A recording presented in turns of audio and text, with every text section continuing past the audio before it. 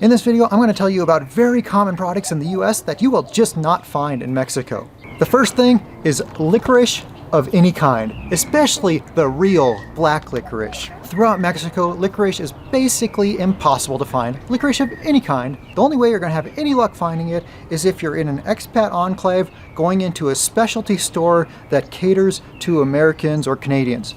But other than that, you're just not going to find it. A couple more things you won't find here are the original flavor of Fritos and barbecue flavored chips. If you're looking for those things, I wish you luck. Another thing you won't find in Mexico are pickles of any kind. Pickles are so hard to find here. You know, I was recently in Puerto Vallarta, I was at a bar, and this guy next to me, he orders a beer with pickle juice. And I'm just sitting here like, oh, this is gonna be good. And you might be thinking, a beer with pickle juice? Who orders that? Well, where I grew up in Minnesota, that's a very common drink. Like if I go back home, like home to where I grew up, and I go out with friends, they're all getting beers with pickle juice. The next minute or so was spent with this guy trying to explain to the bartender what a pickle is. And it was one of those situations where I could have jumped in and helped out both of them, but I was just too entertained by the conversation and too curious to know where it was going to go. And this is a bartender who speaks perfect English. He interacts with Americans and Canadians all day long, but he still didn't know what a pickle was because they just don't really exist here. So the things in this video are not only based on my own experience, but I also asked other expats living in Mexico what their experience is, what products they have a hard time finding. And one of those answers, Bobby, said bras. This made me curious, so I asked her, is this for real? Mexicans have boobs, why not bras? And the answers I got were, there's a very limited selection of bras in Mexico compared to the US. And Claire says, I second this. Also, there isn't the variety of fabrics and styles in Mexico that we are used to. And then Lindana says, I absolutely agree. I'm short with a rather large chest. Swimsuits and bras that fit are impossible for me to find in Mexico. So there you have it. If you're looking for bras, you might want to get them where you're coming from before you come to Mexico. And although I'm no expert on the bra topic, I do know that in a lot of big cities there will be malls. And in these malls, there's a decent chance there's an Aerie store. Aerie is like a sub-brand of American Eagle, and I know a couple of women who swear by their products, and that's the only place to shop. So maybe check that out if you're in Mexico. A few more things you're gonna have trouble finding in Mexico are kidney beans, baked beans, and Velveeta cheese. Considering how much Mexicans love their soda and love their Coke, I was really surprised that there's a few sodas that are quite difficult to find. Mountain Dew, Dr. Pepper, root beer. Good luck finding any of those here.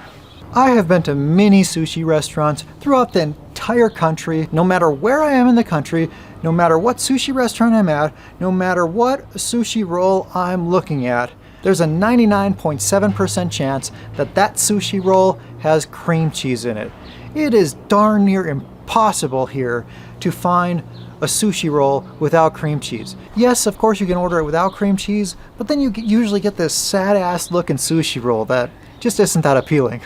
Something else you're gonna have trouble finding in Mexico is unscented laundry soap and dish soap.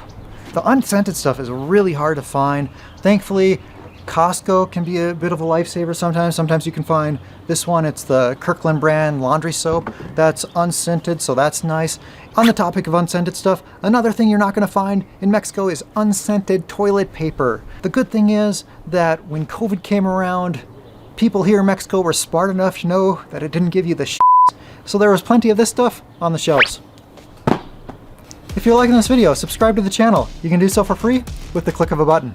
Something else that has been impossible to find in Mexico is bully sticks. I've been looking for these things for years since I came here, and just recently, like a month ago, my Costco started carrying them, and Laska has become very interested in this part of the video for some reason. Do you want a bully stick? Do you want it? If you're wondering why I cared about finding bully sticks, it's because they're Laska's favorite thing to chew on. She gets bored with all other chew toys very quickly, but bully sticks she absolutely loves, and they're something healthy for her, and they last a long time, so I like that as well. Now, if you're wondering what a bully stick is, akc.org says, bully sticks are a single ingredient, easily digestible chew treat made from beef muscle. Oh, that sounds nice. On Be Chewy's website, well, they have a little bit more of an honest description. What are bully sticks made of? It's a single ingredient chew treat for dogs. That lone ingredient? Steer or bull penis. Yeah, that's right. But you know, who am I to judge her? A girl wants what a girl wants. By the way, Laska had surgery a week ago today, and I'm happy to report that she's doing well. I'm seeing improvements pretty much every day. My biggest issue is trying to get her to calm down, trying to get her to chill out and relax so she's not running and jumping all over the place. And the best solution I've found for that is to just increase her dosage of CBD oil. I've doubled her dosage and she's been pretty chilled out most days. Some other things you might have trouble finding here are sweet corn, grape jelly, and Seagram 7. If you go to a restaurant in Mexico and you ask for a lemon, they're going to bring you a small green fruit that you know is a lime. Lemons are pretty hard to find here, but fortunately I have a Costco reasonably close to me and they almost always have lemons in stock, so that's convenient. And you might notice that's a theme in this video, that I keep saying, oh yeah, these are really hard to find, but they're at Costco. Well, you know, Costco has a selection of rotating products and they have a selection of products that they have all the time. Between the products they have all the time and the rotating products, some of those things that I have a hard time finding in Mexico, I can occasionally find at Costco. And disclaimer, I don't own any shares of Costco stock, although it may seem like it. A few more things you're going to have trouble finding in Mexico are chicken noodle soup, horseradish, and tomato paste. Something else you might not find in Mexico is marinara sauce. I'd been looking for it for a while, and then finally, on a Costco trip a couple of weeks ago, I found it. I filled my cart up with these because I knew I may never see it again. I went back there the next week, and they didn't have any. So if you're ever in that position where you're like, I don't know if I'm going to be able to find it again, I recommend you buy several. I think it's funny, Domino's Pizza has been in Mexico for quite a while. And if you've been in the US and you've ordered pizza there, you know that marinara is kind of like a staple. Marinara sauce always comes with pizza, or at least it's always an option on the side. Well, if you go on the Domino's Mexico website right now, and then you go to extras to see like what kind of extras you can buy with your pizza, well, you'll see marinara sauce, and on it there's a nuevo tag, meaning it's new. They just introduced it after all this time. But you know something you will get if you order a pizza in Mexico? You'll always get ketchup with it. That's right. The thought of that grosses me out, but if you offered a pizza to most Mexicans without ketchup, they'd run you out of business. Some other things that are really hard to find here are Miracle Whip, Cool Whip, and I think to a lesser extent, Half and Half.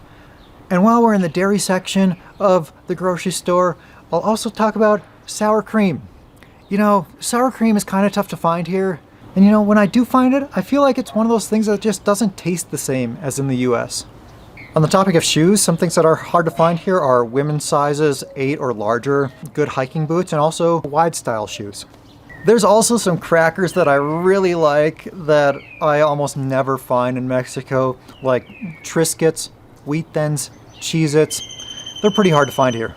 So as I'm going through this list, you might be thinking, well, I live in Ajijic or Playa del Carmen or San Miguel de Allende, and I think I can find almost everything on your list here. Well, if you're living in a place that has a ton of Americans or a ton of Canadians, there's almost bound to be specialty shops that cater towards those crowds. The thing is, you don't find that in most of Mexico, and the things you do find in those shops are usually like double the price of what they would be in your home country. Another thing that can be tough to find, especially at a reasonable price, is high thread count sheets. Now, Costco has limited options, and also there's probably going to be some options if you go to a higher end department store like Liverpool or like the really high end Palacio de Hierro. I mean, in general, they're just pretty hard to find. A couple more things that are very hard to find in Mexico are tater tots. I know, the horror, but some people just love them tater tots.